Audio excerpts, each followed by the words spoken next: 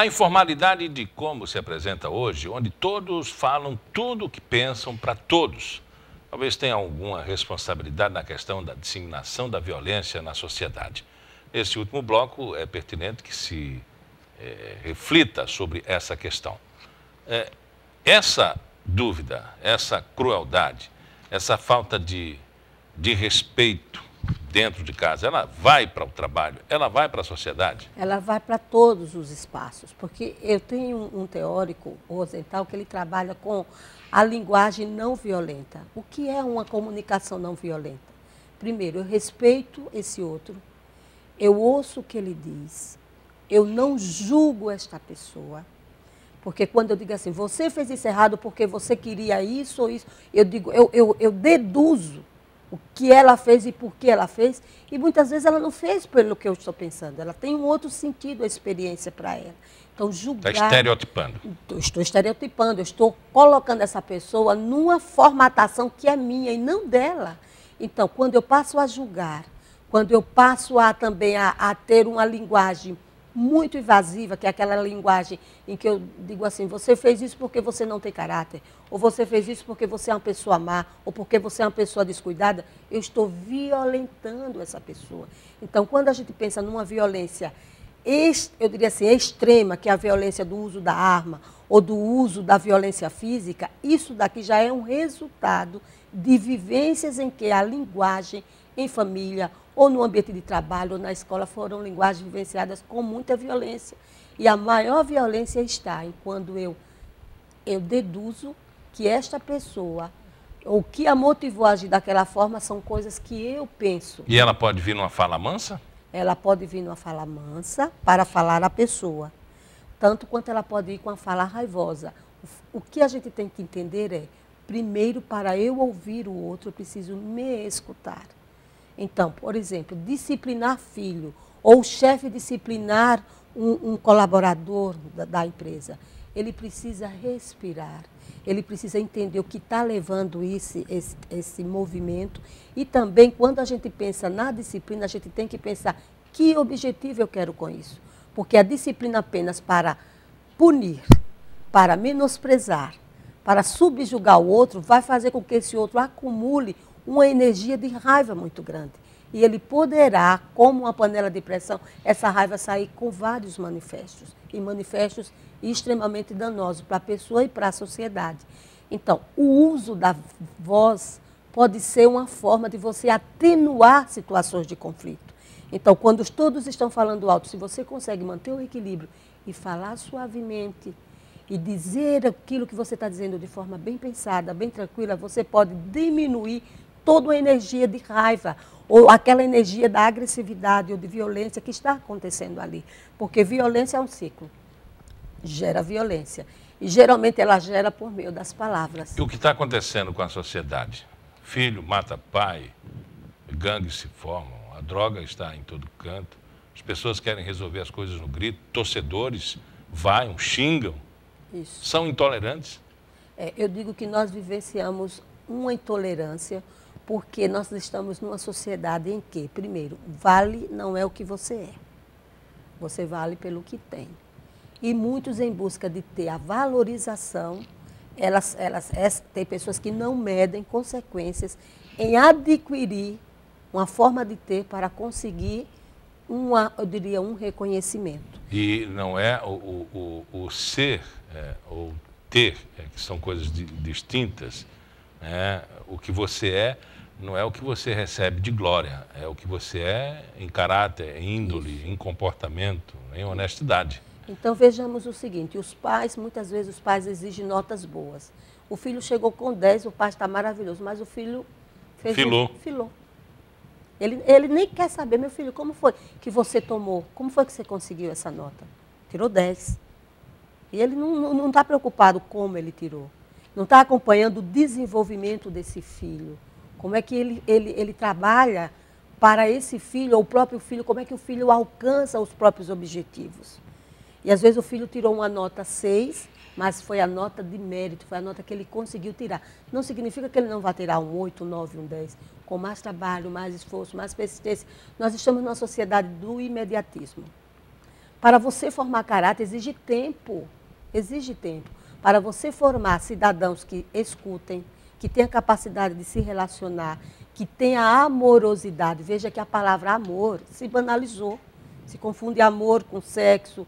E não é isso, a amorosidade com dependência. Então, amorosidade naquilo que faz.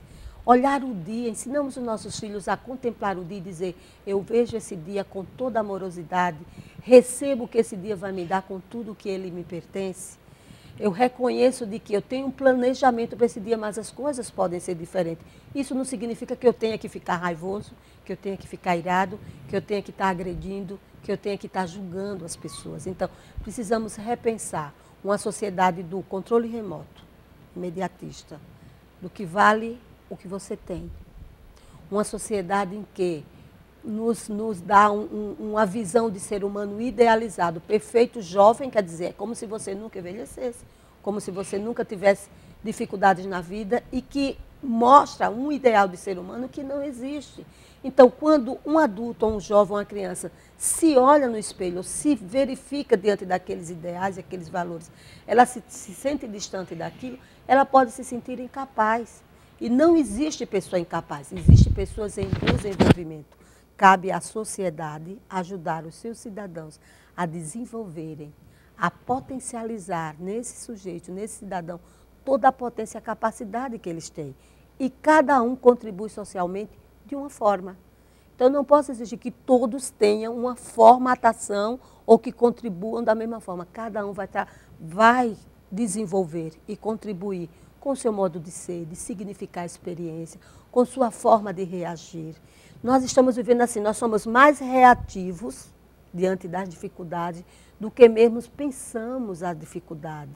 Como é que eu estou diante dessa dificuldade? Como é que eu estou me sentindo e percebendo? Como é que eu posso desenvolver toda uma potencialidade para melhorar essa situação? O processo da dependência humana de algo superior que explique suas necessidades e suas limitações, como a religião, ela é um importante item nessa realização de processo de felicidade? Eu diria assim, a espiritualidade e a religião, quando utilizada de forma madura e equilibrada, tudo que é utilizado de forma madura e equilibrada é bem-vindo. E a espiritualidade é uma dimensão humana, assim como relacionalidade é uma dimensão, o campo físico orgânico é uma dimensão, o campo psíquico e mental é outra dimensão, e o campo espiritual, nós somos um todo.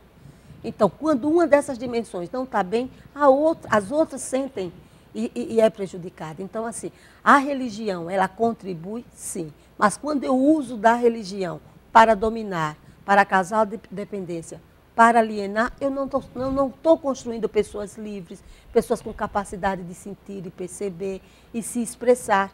E a gente percebe o seguinte, que tem muitas pessoas que têm uma relação de dependência vincular na família, desde a origem dos primeiros vínculos, que é o vínculo pai e mãe, e ela leva esse campo de dependência em todos os ambientes que ela vai. Então, ela se torna dependente de um colega no trabalho, dependente do parceiro, dependente de uma pessoa na igreja, dependente da igreja, dependente do uso de substâncias psicoativas. Por quê? Porque elas não aprenderam a exercer a sua autonomia. E como se ensina a exercer a autonomia? Quando cada passo que um jovem, uma criança dá, os pais apreciam, os pais corrigem no tempo certo, na medida certa e da forma certa. Nem pode se tornar alheio ao que está acontecendo, nem pode se tornar intransigente, porque a intransigência também ela é uma causa de prejuízo muito grande. Então, nós precisamos encontrar um ponto de equilíbrio. Então, quando um filho não está bem, se o pai percebe, conversar com esse filho. Às vezes, se a conversa não sai, fica junto com ele. Eu estou sentindo que você não está bem. Então, estou aqui como seu pai, estou aqui como sua mãe. Você não foi bem na escola. E a gente precisa perceber o seguinte, quando a criança ou o jovem não vai bem na escola, ele sofre com isso. Se ele não sofrer com essas perdas, ali a gente já precisa ter uma atenção maior. Se alguém faz algo extremamente danoso e ele não sente que fez nada demais, então isso já implica num prejuízo no campo da personalidade, ou seja, já tem uma personalidade que não sente remorso, porque a culpa em si ela é exacerbada, não é positiva, mas ela tem um campo importante na nossa vida, porque é com a culpa que eu me organizo. É preciso ter culpa, medo também? Para me reorganizar. Eu digo o seguinte, no campo das emoções, nós nascemos com duas emoções que nós chamamos de proto-emoções. As duas emoções primárias, conforto e desconforto, prazer e desprazer. Então, prazer e desprazer faz parte do ser humano. O que vivenciamos hoje? Todos devem estar no campo do prazer, não podemos sentir desprazer. Aí, quando sentimos desprazer, nós nos desorganizamos porque não aprendemos a lidar com o que é desprazeroso.